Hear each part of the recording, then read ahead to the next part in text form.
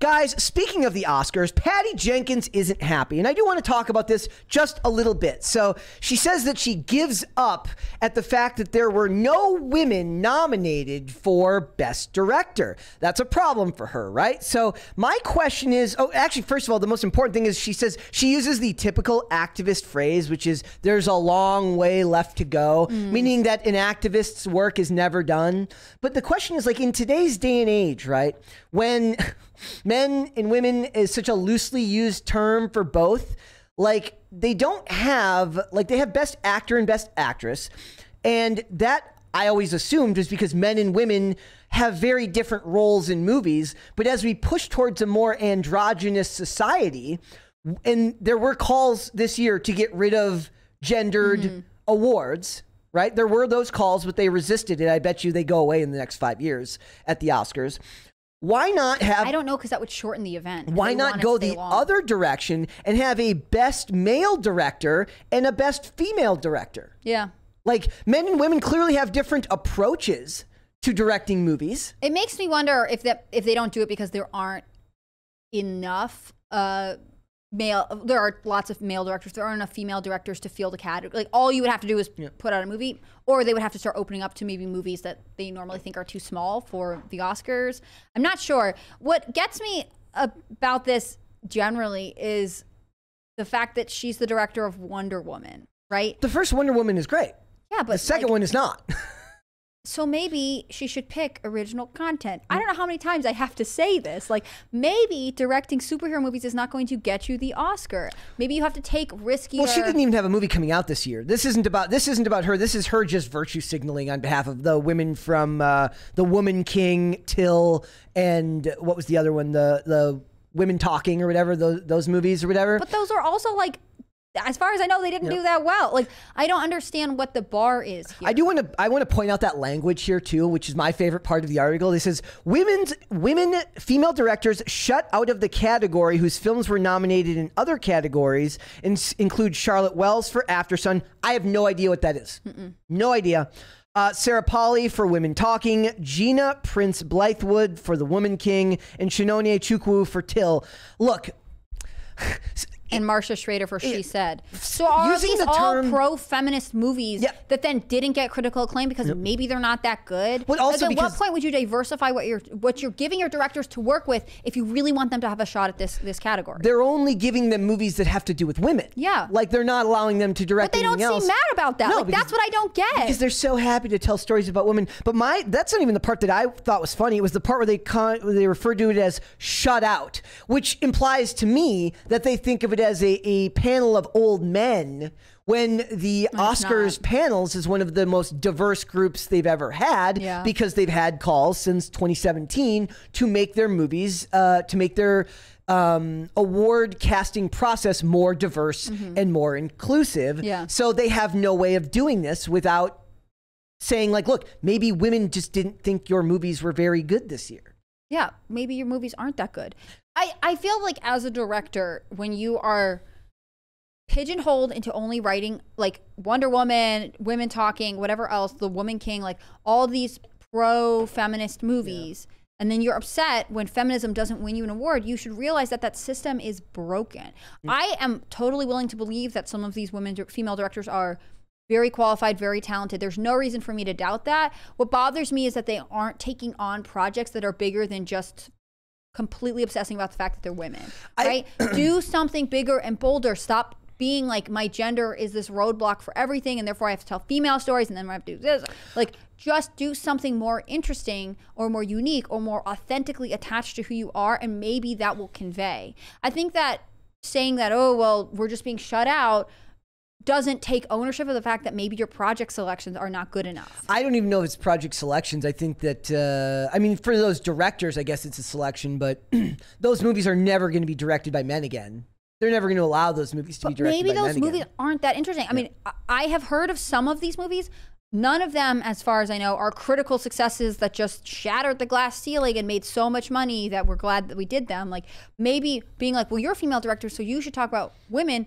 should start to feel like an insult. Like all you're saying is that is what they can talk about. Well, they did that to comic book writer Christopher Priest when they would started for decades. He would do all sorts of comics and all sorts of characters, but then into the early 2000s, they started only giving him black characters because he was black. Like that seems crazy. And racist. And extremely racist, just like it would be sexist to only give someone roles based on the fact that they're only giving them something. But they're the ones that push this narrative. These same women are the ones that will push the narrative that, like, how could you as a man possibly direct a movie based on a woman's experience when you yourself have not lived that experience? Sure, great times. Don't let them direct women's movies. But then also when you write the women's movies, maybe examine the fact that it's not like they're doing extremely well among female ticket buyers, right? Yep. Women are not rushing to the theaters to watch your movies. Maybe your content is not something that the audience or the public wants. Like maybe you are pushing a narrative that you feel like should be out there.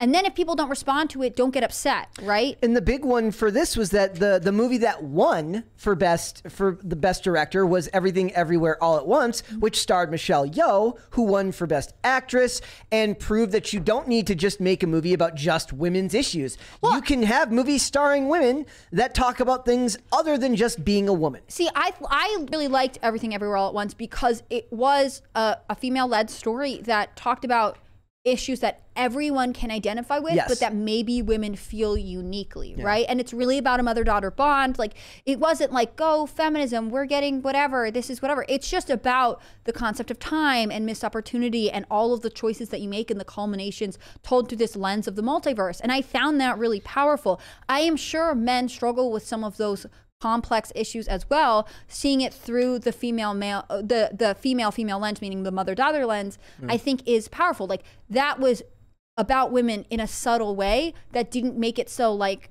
it's very, you know, Rosie the Riveter, we got this, men get out of the theater. Like it told something that's about humanity, and in doing so, it did so through a female lens. I think that's great. Why don't we do that more often? And it's because we can't. We have to make everything obsessively about gender, not in a way that empowers storytelling, in a way that just, I don't know, pits everyone against each other. But also, like, I think part of it is just they don't have faith in the audience anymore, that they're going to be able to pick up on more nuanced storytelling, which does. Shouldn't you be insulted by that? No, yeah. For the big blockbusters, it's a little bit different because you don't, like, for instance, I watched the Luther movie yesterday, and people will always joke, or we joke on here, that like I just love big budget action movies that have no point. I didn't like this movie because it was done in a way that felt like it was supposed to be a big budget spy thriller based on a character that was just a psychologically damaged police officer. And I didn't like it because it wasn't that character. Yeah. Does that make sense? Yeah, So it's not that they can't do good storytelling. It's that they're not able to do it within the movies where they're trying to tell those stories. So Wonder Woman deals with women's issues, and it's a fish out of water story, but it's still a big budget superhero movie. Different than... I didn't see Wonder Woman, so I shouldn't completely comment on it. But I would say I felt like all of the press promo around it was like, here is strong Wonder Woman. Women, good job. Go women. Fight. Like, take on masculine perspectives. And personally, I don't think that is as widely appealing. I also think that, like, great, Wonder Woman can run really fast and punch people and do it all while wearing this, like, cleavage-bearing outfit. Like, that's great for her. But what ultimately are we trying to convey to people about the state of the human condition? And I think that's true of all movies directed by men, with male leads, with female leads. It doesn't matter. I think we are so much ingrained in thinking that politics are the same thing as introspective analysis of who we are to our core, that people are willing to say, oh, I'm making a political point, and that's the same thing. And it's not. I think really we want to have discussions about our moral character and our philosophies and the content of what we think makes successful people, without having to make it all about, well, you either side on this, you side this way, or you're against us. And that's so much of what when women call for, like, well, I'm being shut out, all women are excluded from female directors. Like, maybe you didn't take advantage of the skills you have naturally as a woman to produce content that stood apart from the male directors. Maybe you should have used your skills. Sorry, I'm totally ranting here. No, it's good. Maybe you should have used the skills that you have as a female, higher empathy, more attention to detail, than male directors and made a nuanced story that they couldn't have. It's almost impossible for productions of that size because it requires a tyrant at the top of the food chain. I think there are tons of tyrant women who could pull it off. They are choosing to adapt to what they think they should be putting out as opposed to staying strong in who they are, in my personal opinion. All right, we got a $20 super chat there. Go ahead and read it. Okay. Steve Ryman. Steve Ryman again. Yep. He says, you just have to give me a second, Brett. I'm adjusting my format. He says, making female-only divisions in things outside sports seems like just another forced lowering of the bar for ladies. You're equal, great. Compete with the obsessive guy who eats, breathes, and sleeps the film he is making. Yep. I mean, I think I'm making a similar point, saying like there are things that probably make male directors great, and because I know this is super controversial, but because there are differences between men and women from the day they are born, they are different and they are wired differently. You shouldn't be leaning into the field that the men are doing. You should be using the skills men don't have to produce great movies. I don't think it's impossible. I get your point of like, the production process is rigid. Yeah. The production process is rigid and leans into the traits that men possess more. This is the same argument they make about political campaigns. Like, why aren't more women in Congress? Well, because it's extremely demanding and not all women, fewer women want that lifestyle than men. Understandable. True of lots of different professions. I think part of it is like, to your point, should they have a male or like a women's director, best male director? I am surprised that we didn't start having this argument in the 60s or 70s. I know, right? But now it seems too late. Thanks for watching. Listen to full episodes of Pop Culture Crisis on Spotify. Keep up with us on social media and make sure you subscribe and ring that bell so you never miss the show. Bye, guys.